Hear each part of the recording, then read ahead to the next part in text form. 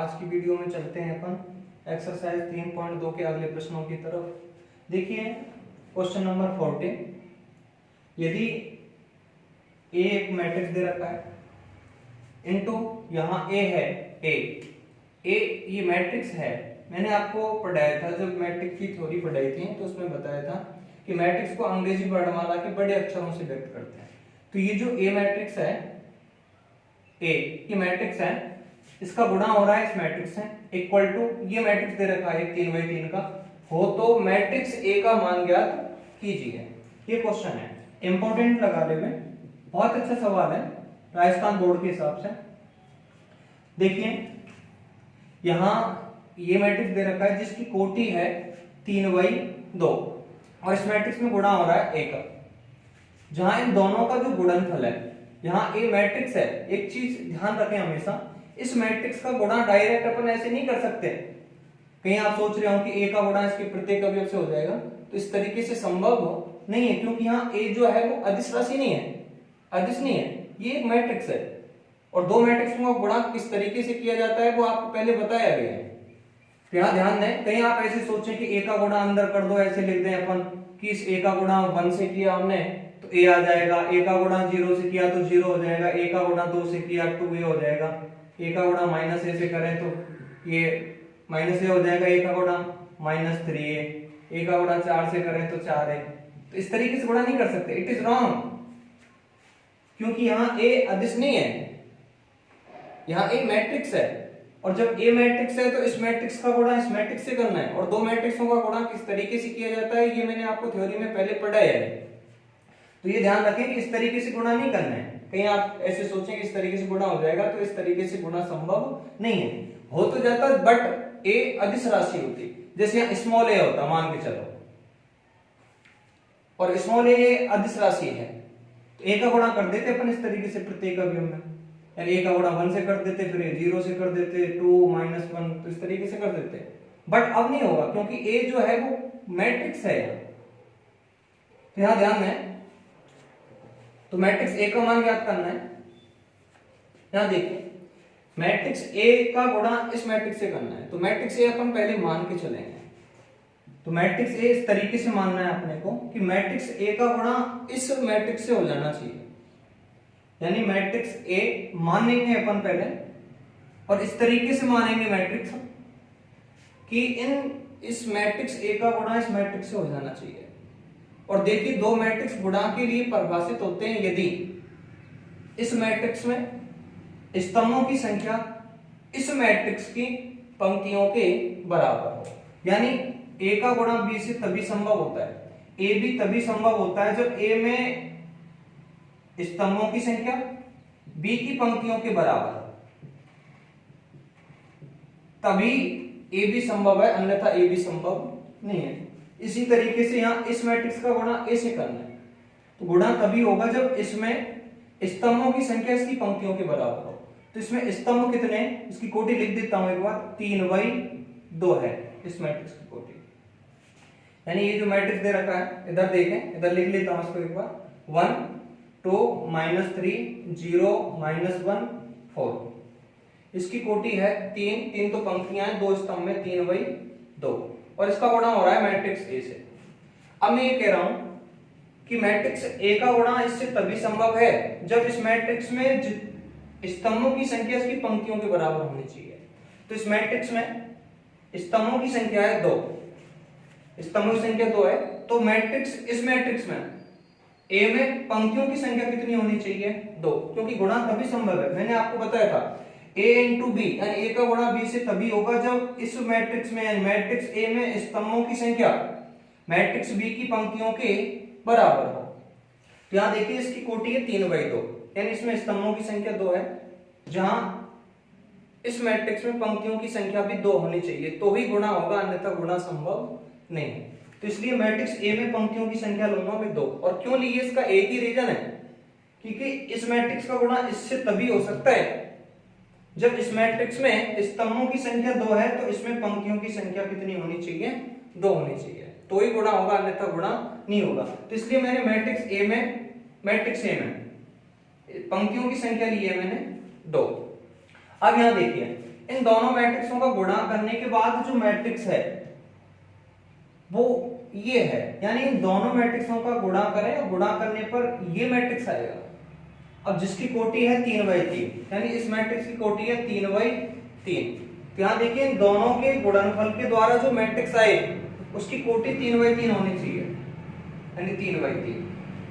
इन दोनों मैट्रिक्सों का गुणा करने पर जो मैट्रिक्स है उसकी कोटि 3/3 होनी चाहिए, क्योंकि हमें दे रखा है कि इन दोनों मैट्रिक्सों का जो गुणनफल है वो ये है जिसकी कोटि 3/3 है।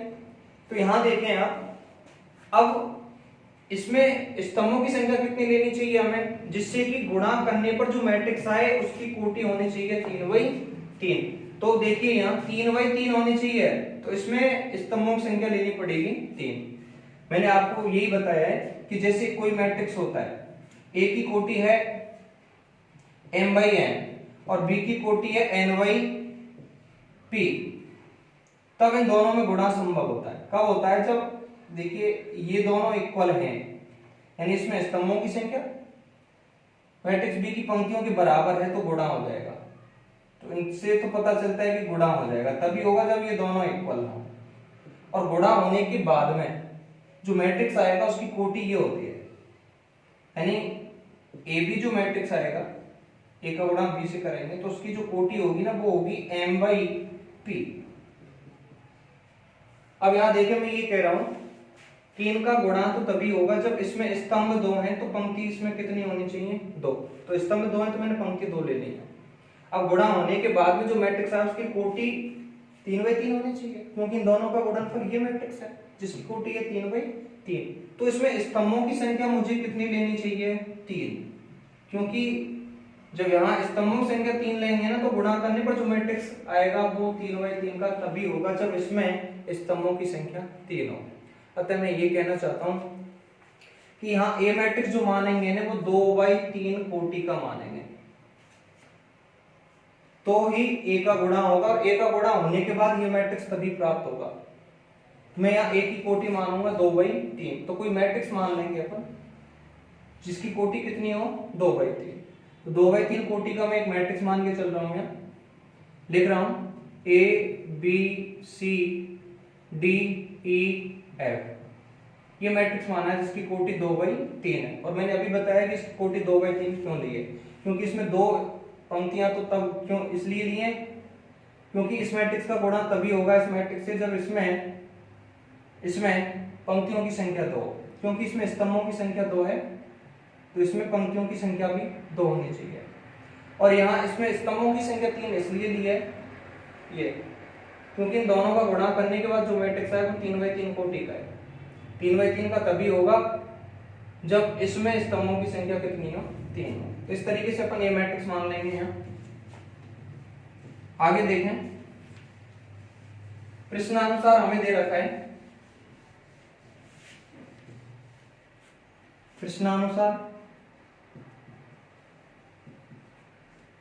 प्रश्नानुसार ये दे रखा है कि ये मैट्रिक्स इस मैट्रिक्स के बराबर है, तो इसको लिख रहा हूं यहाँ 1 2 -3 0 -1 4।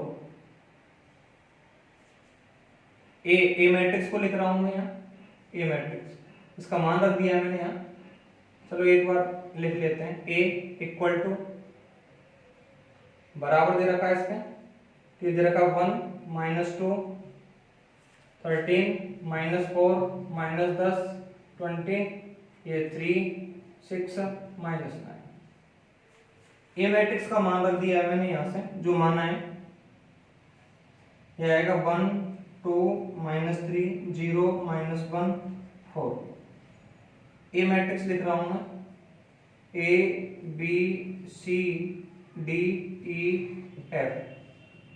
इक्वल टू बराबर दे रखा है 1 -2 13 -4 -10 20 3 6 -9। ठीक है, इन दोनों मैट्रिक्सों का गुणा करेंगे, गुणा करेंगे, गुणा के बाद में जो मैट्रिक्स आएगा वो मैट्रिक्स इस मैट्रिक्स के बराबर होगा। तो संगत अवयवों को बराबर करके अपन ABCDEF इनका मान ज्ञात कर लेंगे। यहाँ देखिए गुणा कर रहे हैं, पहले स्तंभ का गुणा कर रहा हूँ, तो पहले स्तंभ को उठा के इसकी पंक्तियों पर रखेंगे, यहाँ तो आएगा ए, यहाँ आएगा डी। गुणा कर रहा हूँ, ए का गुणा 1 से करेंगे तो ए आएगा, डी का गुणा 0 से करेंगे तो 0 हो जाएगा, ए प्लस 0। ए का गुणा 2 से करेंगे तो यहाँ आएगा 2a और यहाँ आएगा माइनस डी। ए का गुणा -3 से करेंगे तो -3a और डी का गुणा इससे करेंगे 4 से तो +4d। इस तरीके से आएगा। तो ये पहले स्तंभ का गुणा किया है तो पहला स्तंभ आ गया है। अब दूसरे स्तंभ का गुणा करेंगे तो दूसरा स्तंभ आएगा। तो दूसरा स्तंभ का गुणा कर रहे हैं, दूसरे स्तंभ को पकड़ा और उसकी पंक्तियों पर रख दिया है, यानी बी ए इस तरीके से। अब यहाँ b का गुणा करेंगे 1 से, पहली पंक्ति में गुणा कर रहे हैं तो पहली पंक्ति लिखेंगे अपन इसकी, तो ये आएगा b, e का गुणा 0 से करेंगे तो 0 हो जाएगा 0, b का गुणा 2 से करेंगे तो 2b, e का गुणा करेंगे -e -3b, e का गुणा 4 से करेंगे तो 4e, ये आ जाएगा। दूसरे स्तंभ का गुणा कर दिया, तीसरे स्तंभ का गुणा करेंगे, तीसरा स्तंभ लिखेंगे CF, C का गुणा 1 से करेंगे तो C प्लस F का गुणा 0 से होगा तो 0 हो जाएगा, C का गुणा 2 से करेंगे तो 2C माइनस F, C का गुणा इसमें करेंगे -3C, F का गुणा 4 से करेंगे तो 4 है। ये मैट्रिक्स आएगा। जहां ये बराबर है इस मैट्रिक्स को लिख रहा हूं 1 -2 13 -4 -10 20 3 6 -9। ये आया। यहाँ देखिए दोनों मैट्रिक्सों का गुणा करने पर जो मैट्रिक्स आया है ना, इसकी कोटि है 3/3, ये भी 3/3 का है। दोनों मैट्रिक्स समान है तो संगत अवयव बराबर कर देंगे। संगत अवयव बराबर करेंगे, यहाँ देखिए a प्लस 0 को बराबर कर देंगे अपन 1 के, a प्लस 0 बराबर 1, इसलिए a प्लस 0 बराबर 1, तो दिस इंप्लाइज a बराबर आ गया अपने पास 1, ये a का मान निकाल दिया। इसी तरीके से b प्लस 0 बराबर होगा -4 के, तो b प्लस 0 बराबर -4, दिस इंप्लाइज b बराबर आ गया -4, ये b का मान आ गया अपने पास। यहाँ c प्लस 0 बराबर होगा ये c प्लस 0 3 के, c प्लस 0 बराबर 3, दिस इंप्लाइज c बराबर आ गया 3, ये c का मान आ गया। देखिए सवाल पूछ रहा है कि हमें मैट्रिक्स A का मान ज्ञात करना है।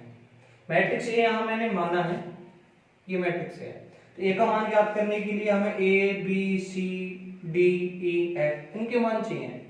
तो मैंने 3 मान तो निकल गए अपने, A का मान आ गया, B का, C का, D E F का और चाहिए। तो देखिए D E F का निकालने के लिए क्या करना है, A का मान तो है अपने पास, यहाँ दूसरा अवयव जिसमें इसको बराबर इसके किया है, संगत अवयव बराबर करना है, तो इस अवयव को भी बराबर कर देंगे। ये अवयव बराबर होगा -2 का, यानी 2a माइनस डी बराबर होगा, संगत अवयव बराबर कर रहे हैं, ये बराबर होगा -2 के -2। ठीक है, इसको एक समीकरण डाल दिया मैंने एक। ऐसे ही यहां देखें आप 2b माइनस e बराबर होगा -10 के, 2b माइनस e बराबर होगा -10 के, इसको डाल दिया समीकरण 2।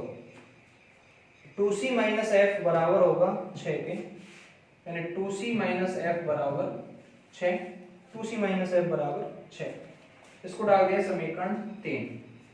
देखिए अपने पास a b c के मान हैं, e d e f के मान ज्ञात करना है।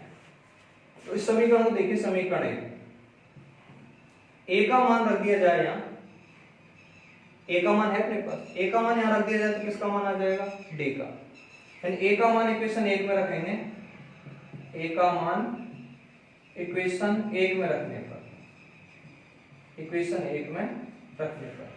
तो a का मान इक्वेशन 1 में रखेंगे, यहाँ a का मान कितना है 1 रख देंगे यहाँ, तो a का गुणा होगा 2 से, यानी a का मान 1 है, 1 का गुणा 2 से करेंगे तो यहाँ आएगा 2 माइनस d बराबर -2।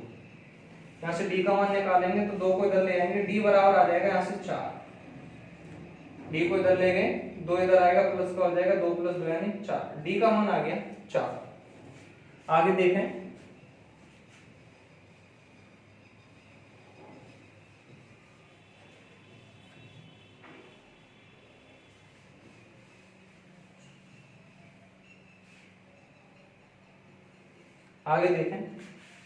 यहां b का मान रख देंगे, b बराबर -4 समीकरण 2 में।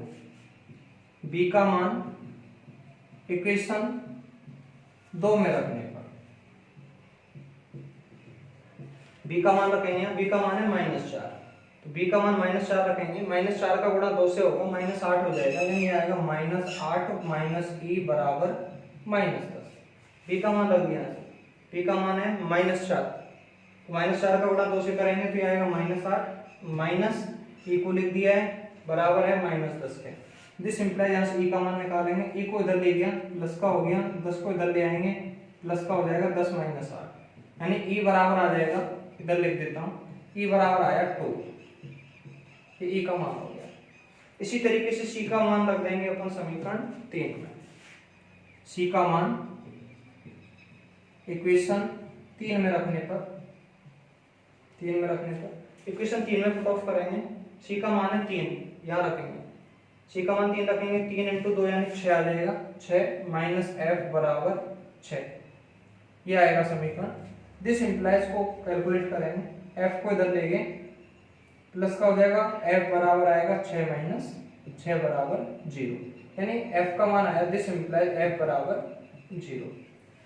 ठीक, हमने a b c d e f मान निकाल लिए। सवाल पूछ रहा है मैट्रिक्स A ज्ञात करना, तो ये जो मान ज्ञात किए मैंने a b c d e f के, ये मान रख देंगे यहाँ।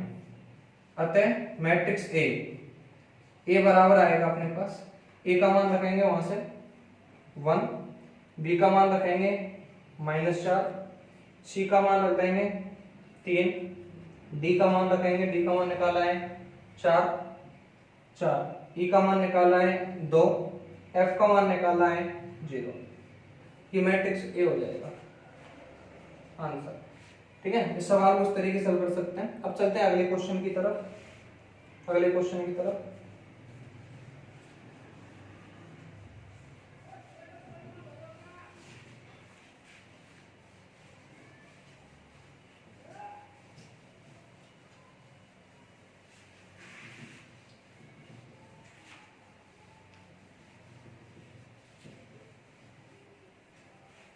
देखिए अगला क्वेश्चन नंबर 15। अगला क्वेश्चन है, यदि क्वेश्चन लिख रहा हूं, यदि a इक्वल टू, ये दे रखा है cos alpha minus sign alpha और cos अल्फा, एक मैट्रिक्स दिया हुआ है, a मैट्रिक्स दे रखा है, मैट्रिक्स A इक्वल टू दे रखा है, तो सिद्ध कीजिए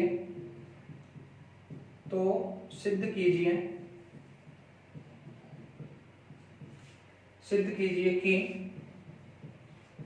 a की पावर n बराबर है cos n alpha minus sine n alpha, यहां साइन n अल्फा और cos n अल्फा। ये a की पावर n दे रखा है, a की पावर n बराबर है cos n alpha minus sine n alpha, sine n alpha और cos n अल्फा।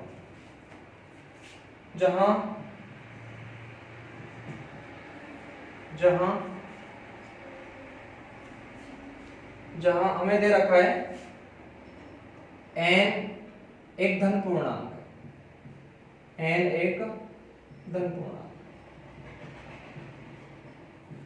देखिए सवाल में दे रखा है, यदि मैट्रिक्स A दे रखा है हो तो सिद्ध कीजिए कि a की पावर n का जो मान है वो इसके बराबर है, जहां हमें दे रखा है कि n एक धन पूर्णांक है। देखिए धन पूर्णांक होते हैं कैपिटल है, धन पूर्णांक होते हैं अपने 1 2 3 4 ...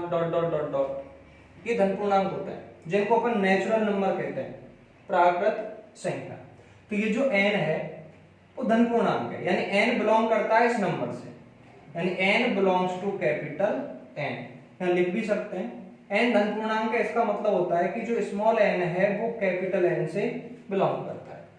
ठीक है, n एक धन पूर्णांक है, n का जो मान है वो 1 हो सकता है, 2 हो सकता है, 3, 4। यहाँ देखें, यदि a बराबर दिया हुआ है, ये मैट्रिक्स दे रखा है, तो सिद्ध करना है कि a की पावर n इसके बराबर है, जहां n एक धन पूर्णांक है।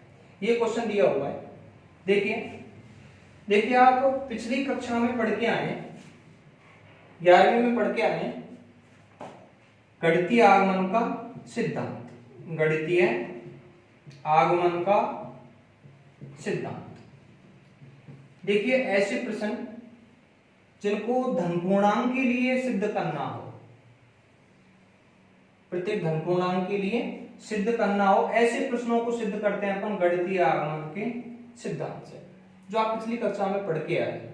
यहाँ देखिए इस प्रश्न को भी अपन जो सिद्ध करेंगे, यानी सिद्ध करना है a की पावर n का मान इसके बराबर होता है, ये सिद्ध करना है, और ये सिद्ध करेंगे अपन गणितीय आगमन के सिद्धांत से।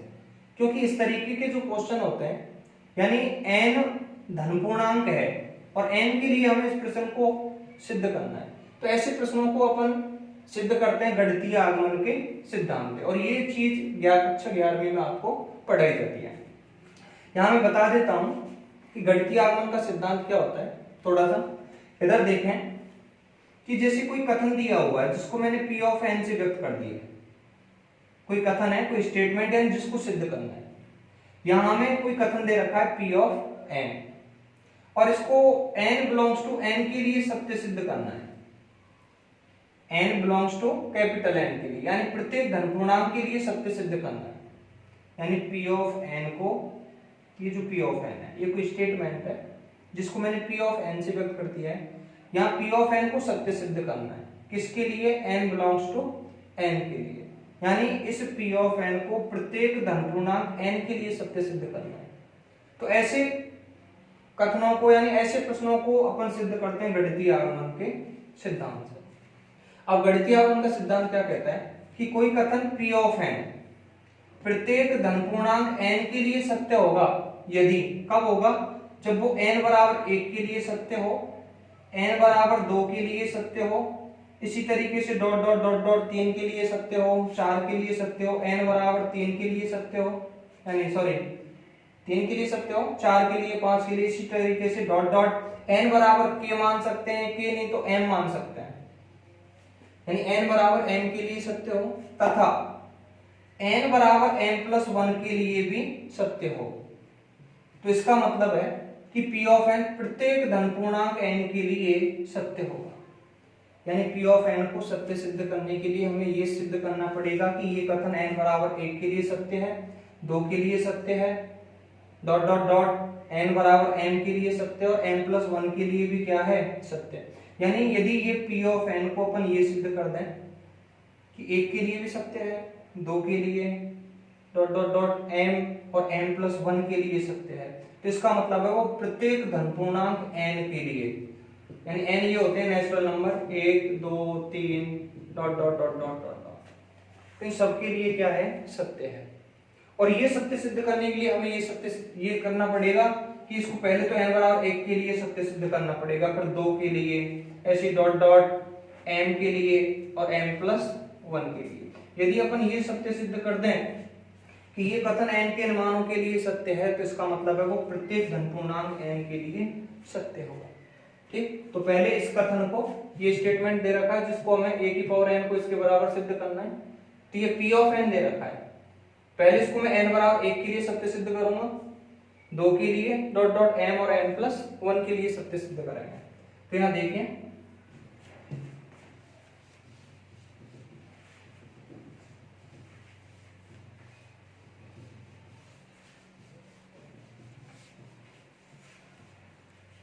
सॉल्यूशन देखें आप इसका।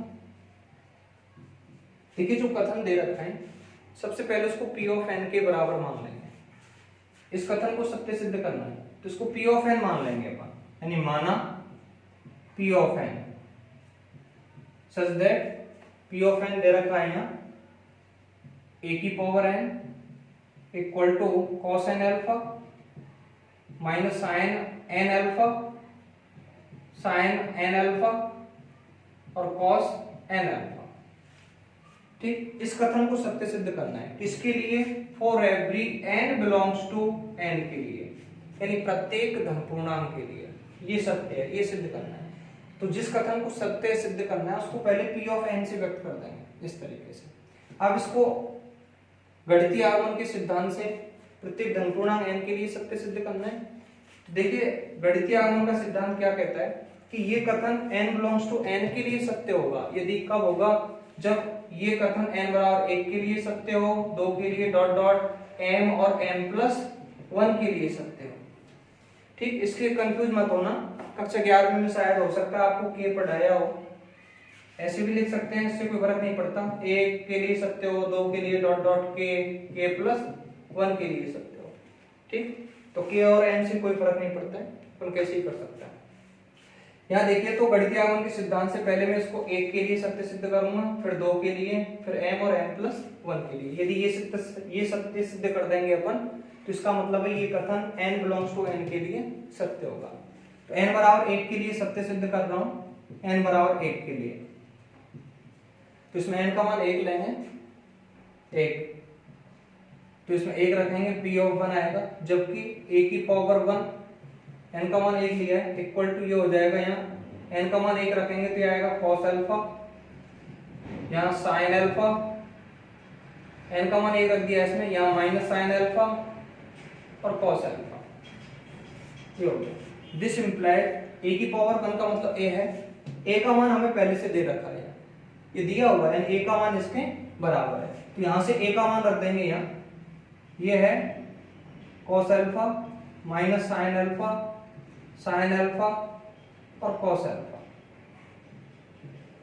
a का मान रख दिया हमने क्योंकि ये क्वेश्चन में पहले से हमें दिया हुआ है, और हमने जो a का मान निकाला वो ये है cos alpha minus sin alpha sin alpha cos alpha, ये है। अब देखिए दोनों मैट्रिक्स बराबर है या नहीं, इसका मतलब है कि ये जो कथन है p ऑफ n वो n बराबर 1 के लिए सत्य है, यानी यहाँ दोनों पक्ष बराबर है, यानी a की पावर n का जो मान है n बराबर 1 के लिए, इसका जो मान है वो इसके बराबर है। तो दिस इंप्लाइज अपन कह सकते हैं कि p ऑफ 1 सत्य है, p ऑफ 1 सत्य है, यानी ये जो कथन है ना वो n बराबर 1, n के स्थान पर 1 रखा है और 1 के लिए ये कथन इस तरीके से आया, और ये कथन सत्य है क्योंकि LHS बराबर है किसके? RHS के। तो अपन कह सकते हैं कि ये जो कथन है P ऑफ n n बराबर 1 के लिए सत्य है, अर्थात P ऑफ 1 सत्य है। इसी तरीके से 2 रखे हैं अपन, जैसे मैंने यहाँ 1 रखा है, जब 1 रखा है तो ये आया, ऐसे 2 रखेंगे तो जो मान आएगा ना वो भी बराबर होगा, यानी ये n बराबर जैसे 1 के लिए सत्य सिद्ध किया है वैसे ये 2 के लिए भी सत्य होगा, 3 के लिए भी ये सत्य होगा, क्योंकि अब प्रत्येक के लिए तो अपन सत्य सिद्ध कर नहीं सकते हैं।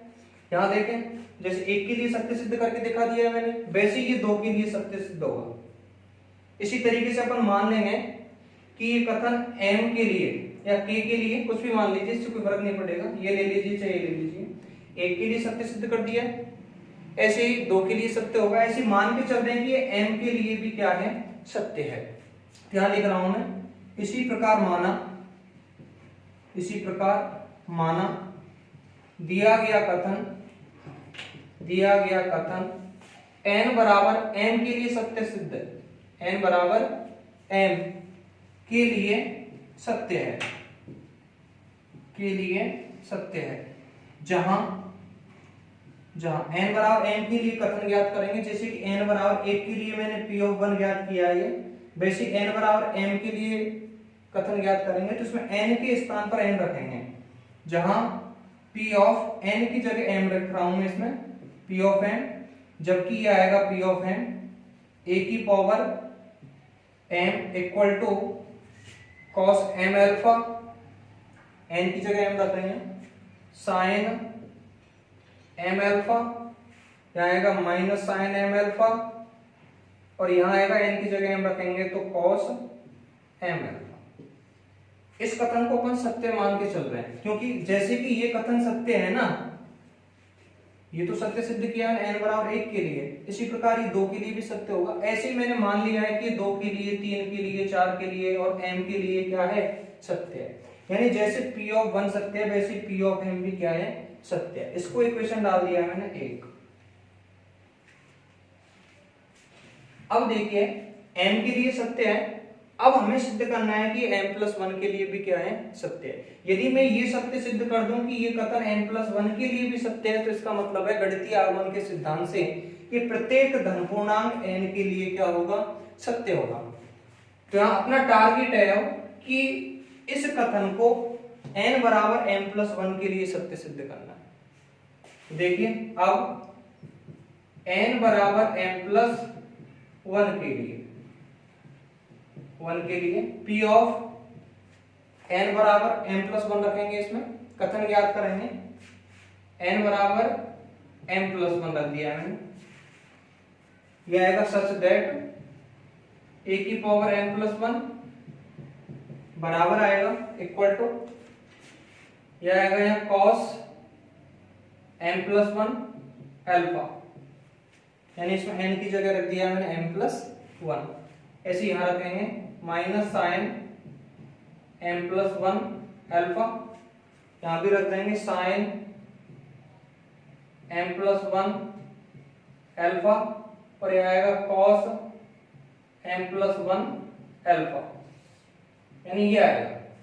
यानी n बराबर m+1 के लिए ये कथन आएगा। अब हमें इसको सत्य सिद्ध करना है।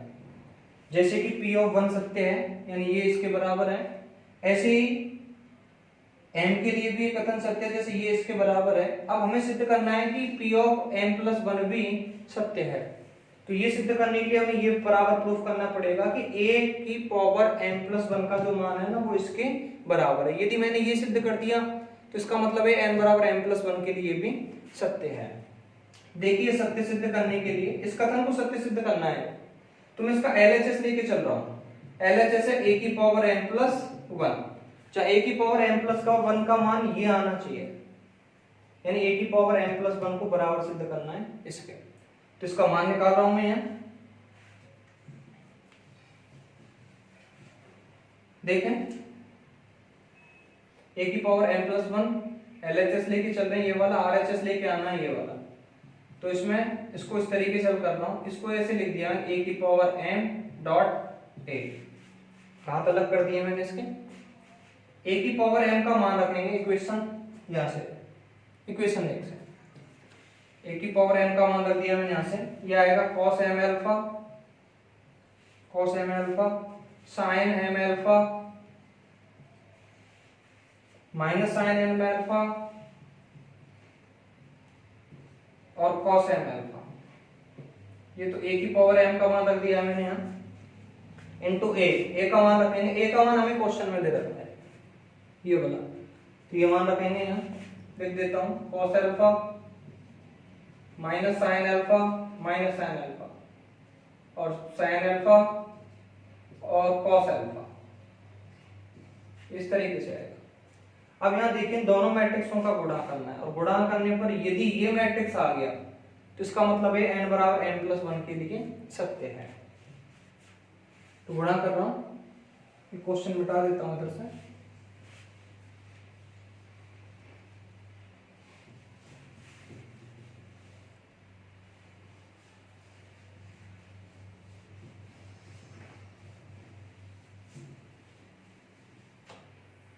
गुणा करेंगे, इसके पहले स्तंभ को पकड़ के इसकी पंक्तियों पर रखेंगे, यानी cos अल्फा और माइनस साइन अल्फा।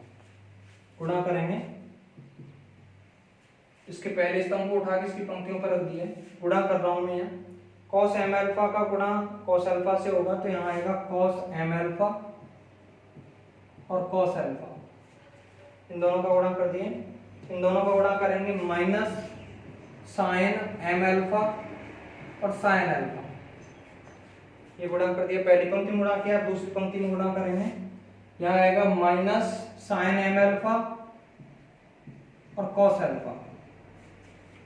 इसका गुणा इससे किया है, अब इसका गुणा इससे करेंगे तो ये आएगा minus minus cos m alpha और साइन अल्फा। ये पहले स्तंभ का गुणा कर दिया, पहला स्तंभ आया, दूसरे स्तंभ का गुणा करेंगे दूसरे स्तंभ को पकड़ के इसकी पंक्तियों पे रखेंगे।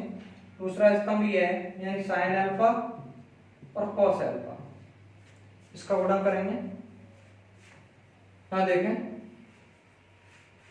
गुणा करेंगे, यह आएगा cos M alpha, cos M alpha sine alpha, इन दोनों का गुणा करेंगे प्लस साइन एम अल्फा और कॉस अल्फा, इस तरीके से आएगा।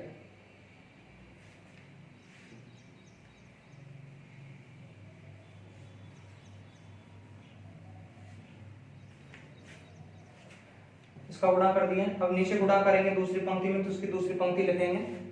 इसका गुणा इसमें करेंगे तो आएगा माइनस साइन एम अल्फा और sine alpha plus cos M alpha और कॉस अल्फा, ये आएगा। देखिए इसको अपन इस तरीके से लिख रहे हैं यहाँ। इसको तो मैंने जो का तो लिख दिया है, cos M alpha cos alpha minus sine M alpha और साइन अल्फा, इन दोनों में से मैंने माइनस को कॉमन ले लिया है, माइनस को कॉमन ले लिया, इस तरीके से लिखा है मैंने साइन एम अल्फा और कॉस अल्फा। ये प्लस हो जाएगा जब माइनस कॉमन ले लिया मैंने बाहर, तो ये आएगा यहाँ कॉस एम अल्फा और साइन अल्फा, इस तरीके से आएगा ये। यहाँ देखिए इसको जो का तो लिख दिया है, इसको लिख दिया पहले मैंने इसको, क्योंकि दोनों पद प्लस के रूप में, ये भी प्लस का ये भी प्लस का, किसी को भी पहले लिख दो। ये है साइन एम अल्फा और कॉस अल्फा,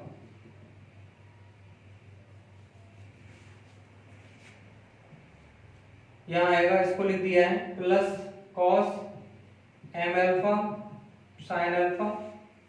यहां देखिए इसको पहले लिखा है मैंने कॉस एम अल्फा और कॉस अल्फा, और ये जो माइनस वाला पद है इसको बाद में लिख दिया है माइनस साइन एम अल्फा और साइन अल्फा, इस तरीके से। यहां देखिए ये जो है एम अल्फा को तो अपन ए पढ़े, एम अल्फा ए, और अल्फा को बी पढ़े, यानी इसको तो पढ़े ए और इसको पढ़े बी, तो हो जाएगा cos A cos B minus sign A sine B, क्योंकि इसको ए पढ़ रहे हैं और इसको बी पढ़ रहे हैं, तो cos A cos B minus sign A sine B, cos A plus B का सूत्र होता है, कॉस ए प्लस बी का, यानी इसको लिख दिया मैंने कॉस ए प्लस बी। ए का मतलब है एम अल्फा और बी का मतलब है अल्फा, तो कॉस ए प्लस बी के सूत्र से लिख दिया मैंने इसको। यहाँ देखिए माइनस बाहर है, माइनस को जो का क्यों रख दिया है मैंने, यहाँ इसको ए पढ़ रहे हैं एम अल्फा को और अल्फा को बी पढ़ रहे हैं, तो यहाँ sign A cos B plus cos A sine B, तो ये साइन ए प्लस बी का सूत्र है, साइन ए प्लस बी, ए का मतलब एम अल्फा और बी का मतलब है अल्फा। इसी तरीके से यहाँ देखिए, यहाँ भी ये सूत्र बन जाएगा साइन ए प्लस बी का, साइन ए का मतलब एम अल्फा और बी का मतलब अल्फा।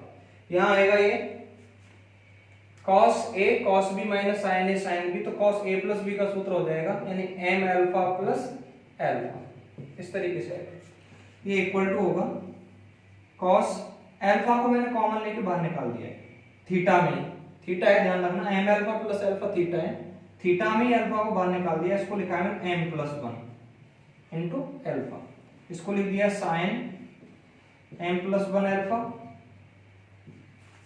यह है sine M plus one alpha और cos M plus one alpha. अब यहां देखिए ये था अपना P of m plus one, यानी ये जो कथन है ना, ये था P of m plus one, जहां मैंने इसको सत्य सिद्ध किया है। ध्यान दें, मैंने इसका LHS लेके चला था, LHS a की पावर m प्लस वन, और अपन RHS लेके आए। देखिए ये जो है ना वो RHS है अपना, यानी a की पावर m प्लस वन का जो मान है वो इसके बराबर है, इसके बराबर है, यानी LHS लेके चले RHS लेके आए, अर्थात मैंने यहाँ ये प्रूफ किया है कि जो कथन था P ऑफ n वो n बराबर m प्लस वन के लिए क्या है, सत्य है।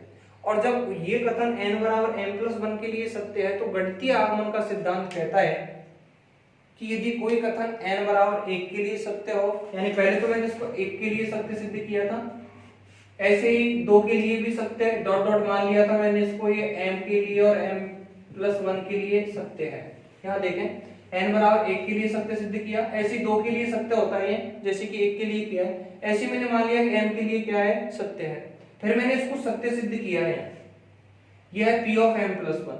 n बराबर m के लिए m प्लस 1 के लिए कथन इस तरीके से आया, जिसको मैंने यहाँ प्रूफ किया है। LHS लेके चला, RHS लेके आया, तो इसका मतलब है n बराबर m प्लस 1 के लिए भी सत्य है। और जब कोई कथन n बराबर m प्लस 1 के लिए भी सत्य हो तो गणितीय आगमन का सिद्धांत ये कहता है कि वो कथन प्रत्येक धन पूर्णांक n बिलोंग्स टू n के लिए क्या होगा, सत्य होगा।